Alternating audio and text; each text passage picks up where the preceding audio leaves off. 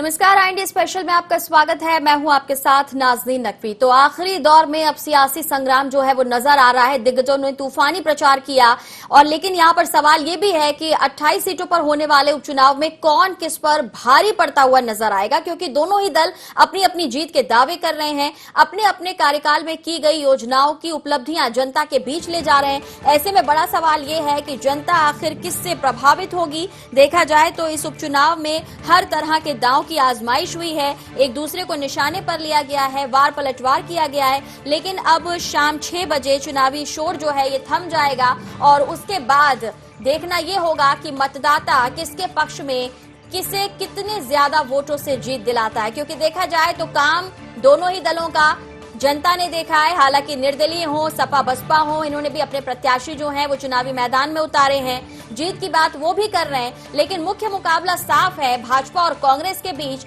और इस दावे में दोनों पीछे भी नजर नहीं आ रहे।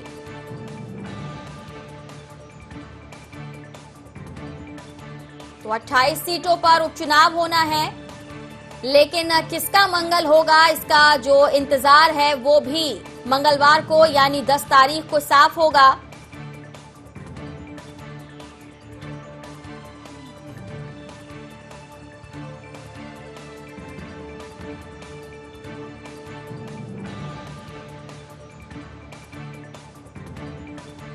तो उपचुनाव के प्रचार का आखिरी दिन आज शाम 6 बजे चुनावी शोर थम जाएगा। हमारे सहयोगी आकाश भी हमारे साथ जुड़ गए हैं। आकाश, कैसे देखा जाए प्रचार के आखिरी चरण में पूरी ताकत झोंकी गई है, सियासी दलों ने अपनी तरफ से कोई कसर नहीं छोड़ी। जी बिल्कुल, बाई इलेक्शन के रण का आज आखिरी दिन है और इस तरीके से कहा भी जा सकता है नाज़रीन, क्योंकि अगर हम देखें तो बाई इलेक्शन में इस बार काफी कुछ अलग नजर आया है दोनों ही दलों में। एक तरफ जहां दल बदल के कारण जो है जो व्यक्ति कांग्रेस से चुनाव मैदान में हुआ करते थे वो अब बीजेपी से हैं, तो कुछ कांग्रेस में भी कुछ इसी तरीके का नजारा है। और यही कारण है कि दोनों ही दलों ने पूरी ताकत जो है चुनावी प्रचार में झोंक दी थी। और आज जो है 6 बजे चुनावी प्रचार थमने के पहले दोनों ही दल के जो तमाम दिग्गज नेता हैं वो भी आज चुनावी समर में उतरे हुए हैं। पॉलिटिकल पार्टीज भी लगातार जो प्रचार के कार्यक्रम हैं, जो प्रचार की उनकी कार्ययोजना है उसको जो है तेज गति के साथ जनता तक ले जाना चाहती है। यही कारण है कि 5 बजे के पहले तमाम जो प्रचार की गतिविधियां हैं वो लगातार उनको संचालित करने को लेकर राजनीतिक पार्टियां तेजी के साथ काम कर रही हैं। अगर मुख्यमंत्री शिवराज सिंह चौहान की बात करें तो बीजेपी की तरफ से न सिर्फ स्टार प्रचारक हैं बल्कि पूरे कप्तान के रूप में उन्होंने बाई इलेक्शन में बीजेपी की तरफ से मोर्चा संभाला हुआ है। और आज भी सुवासरा शेडोरा वो पहुंचे थे, यहाँ पर उन्होंने रोड शो किया है, जनसभा को संबोधित किया है, तो लगातार वो भी एक्शन में। वहीं अगर हम पूर्व मुख्यमंत्री और पीसीसी चीफ कमलनाथ की बात करें, क्योंकि दोनों के ही बीच मुख्य मुकाबला मध्य प्रदेश के सियासत में होने वाला है, पहला बीजेपी और दूसरी कांग्रेस, तो पीसीसी चीफ कमलनाथ भी जो है आज सुबह से ही लगातार मुरैना ग्वालियर में उनकी जो है सभाएं होनी है, वहां वो पहुंचे हैं, वहां पे उन कार्यकर्ताओं से संवाद किया है, रोड शो किया है। तो दोनों ही दल ने पूरी ताकत लगा दी है। लेकिन आज के 6 बजे के बाद जब चुनावी शोर थम जाएगा उसके बाद जो 48 घंटे रहने वाले हैं दोनों ही पार्टियों के लिए काफी महत्वपूर्ण रहने वाले हैं, क्योंकि आज 6 बजे के बाद पूरी तरीके से चुनाव प्रचार पर रोक लग जाएगी। अगर कहीं भी कोई चुनाव आचार संहिता का उल्लंघन पाया जाता है तो उस पर न सिर्फ केस दर्ज होगा बल्कि कार्रवाई भी भारत निर्वाचन आयोग करेगा। तो ऐसे में अब दोनों दलों का जो भाग्य का फैसला है वो 3 नवंबर की सुबह होना शुरू होगा, जहां मतदाता जब सुबह मतदान केंद्र पर पहुंचेगा। और इन राजनीतिक पार्टियों ने अभी तक क्या कुछ काम किया है, देखिए आकाश, अभी देखा जाए आखिरी दाव में सियासी दलों ने जो कुछ करना था वो किया और अपने अपने पक्ष में माहौल बनाने की कोशिश की।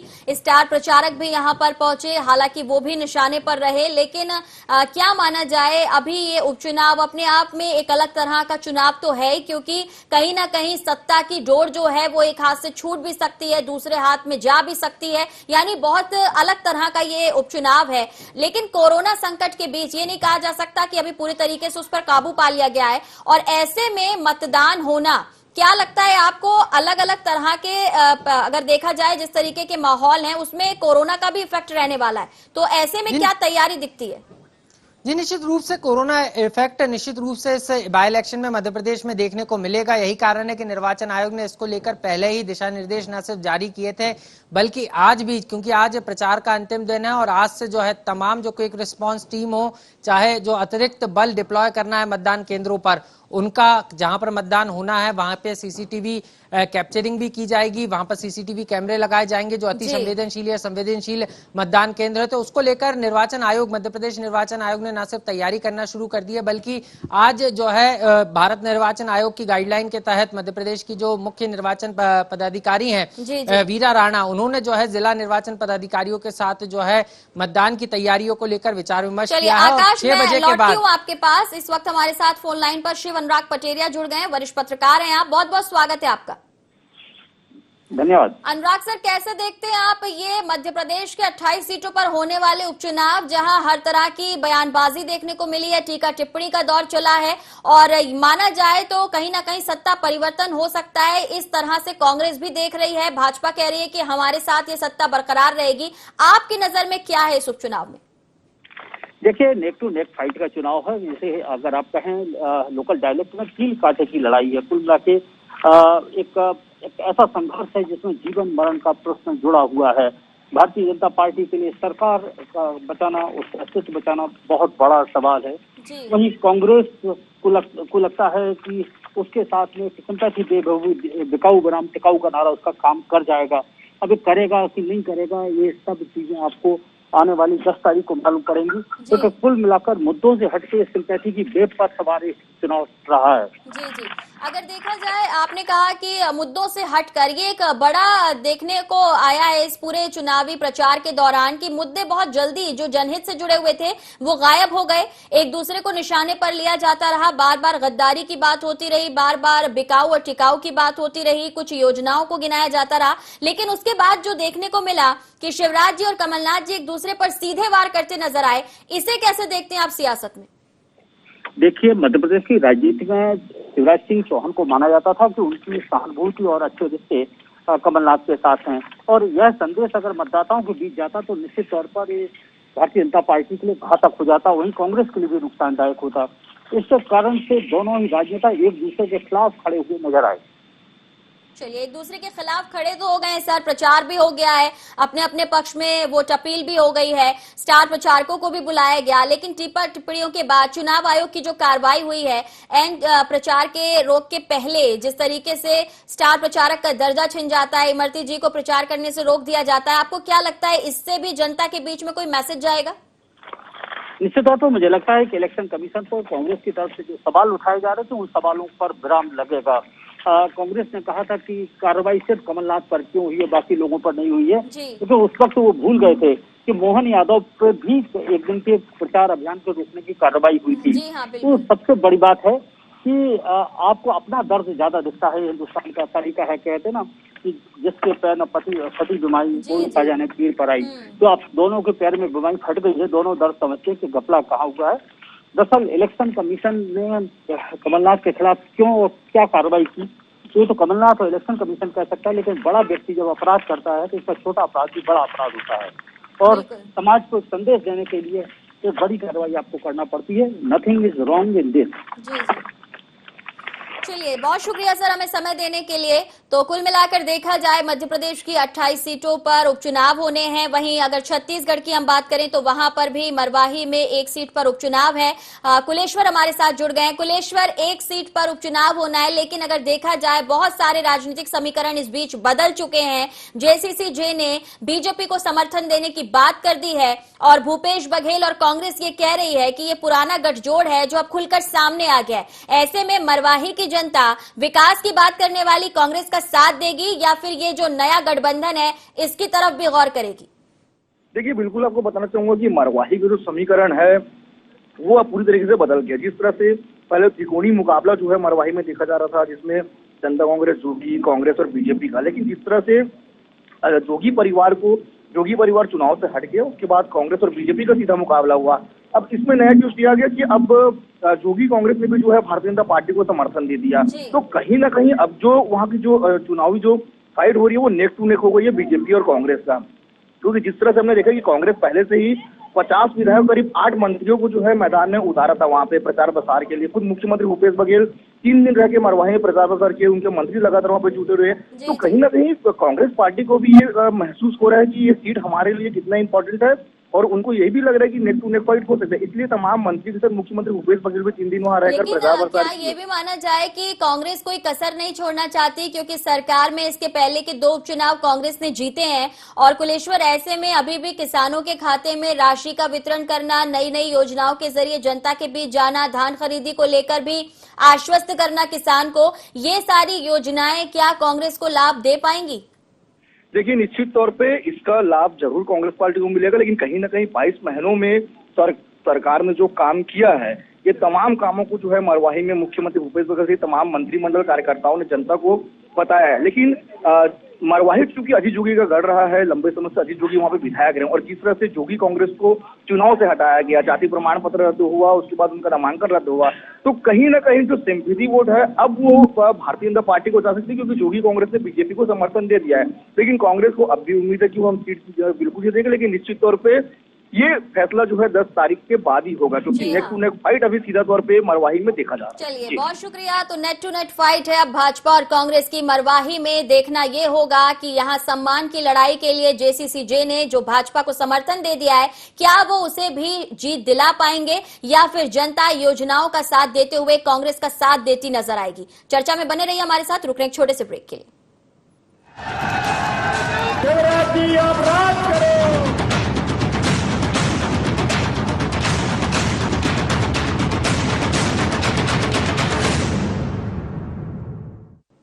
ब्रेक के बाद एक बार फिर से स्वागत है। बात कर रहे हैं मध्य प्रदेश और छत्तीसगढ़ में होने वाले उपचुनाव की, जहां एक सीट पर मुकाबला मरवाही में दिलचस्प होता जा रहा है। तो मध्य प्रदेश में 28 सीटों पर भी अगर देखा जाए तो दिलचस्प ये पूरा प्रचार रहा है, बयानबाजी का दौर रहा है। आकाश हमारे साथ बने हुए हैं। आकाश, आपने कहा कि कोरोना काल में जिस तरीके की तैयारियां की गई हैं, चुनाव आयोग ने हर एक पहलू पर पैनी नजर रखी हुई है।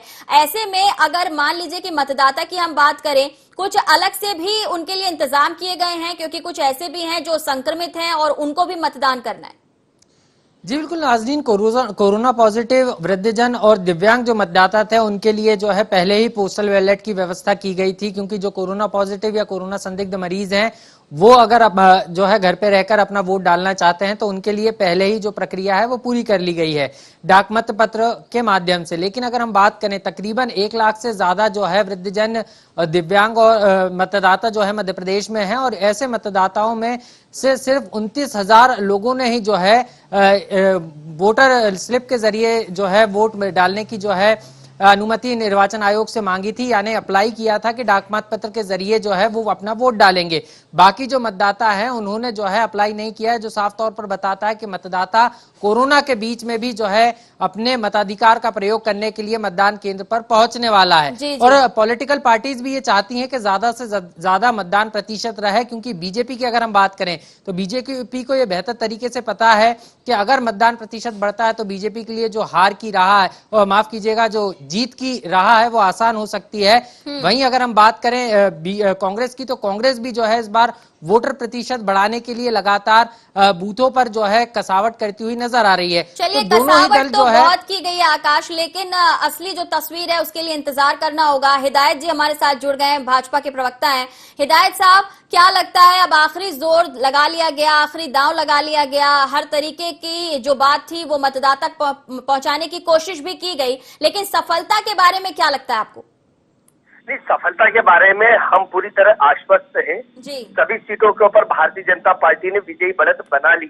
हम लगातार मतदाता के बीच में, लगातार जनता के बीच में काम करने वाले लोग हैं। चुनाव का समय आता है तो निश्चित तौर पर प्रचार में तेजी आती है। हम अपनी बात और ज्यादा प्रमुखता से रखते हैं, लेकिन हम सिर्फ वो लोग नहीं है जो चुनाव के समय जनता के बीच में जाते हैं।